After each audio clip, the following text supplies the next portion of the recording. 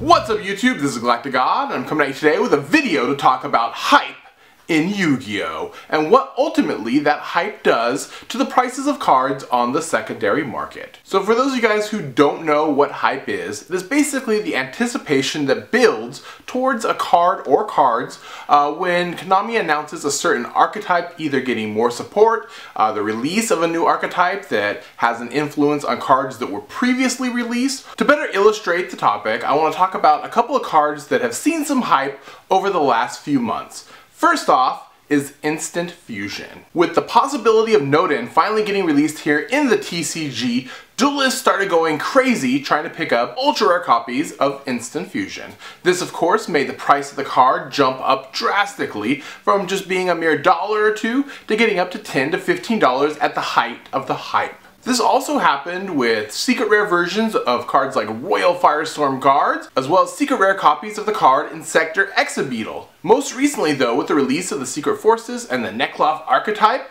Spell Counselor has also seen a little bit of hype, as it seems to be a pretty good counter to that deck. So now that we have a better understanding of what exactly hype is in Yu-Gi-Oh!, I'm going to give you a way that you can kind of stay ahead of that hype train. Because trust me, you don't want to be the last one trying to hop aboard it, because you're going to be the one that ultimately gets the short end of the stick. Now, as many of you know, I have a huge collection of Yu-Gi-Oh! Cards, and that has worked out to my advantage quite a few times over the years. Basically what I do is I collect play sets of the holographic cards. Sometimes I really have no intentions of ever using them, I just actually like owning the cards. I like having a collection of Yu-Gi-Oh! Cards, which is fine in and of itself, but it has kind of taught me a very valuable lesson about this game, and that's kind of how to stay ahead of things. You see, a lot of times there's cards that are released that people think are absolute garbage, and then later they become very relevant to the meta. Now this has happened time and again over the years, whether it be when Maxi was first released, or Fiendish Chain, or recently the Trap Tricks Trap Hole Nightmare. Sometimes people just think these cards are utter garbage and they want nothing to do with them. Now don't get me wrong, I know not everyone out there is a huge collector freak like myself, and that's not what I'm trying to tell you to do.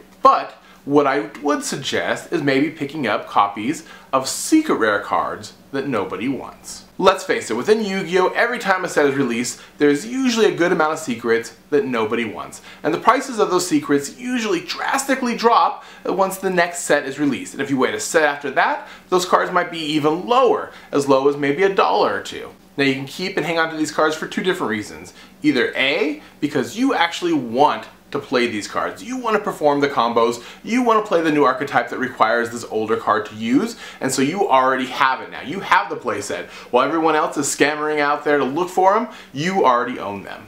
Or B, you can be the person out there selling those cards to the duelists that are looking for them. You can be the one making the profit off of all the hype. Anyhow, down in the comment section below, let me know what you think about hype in Yu-Gi-Oh! Do you try and ignore it, or do you hop aboard the hype train for that crazy ride? And I guess that's it for now. This is GalacticGod, out.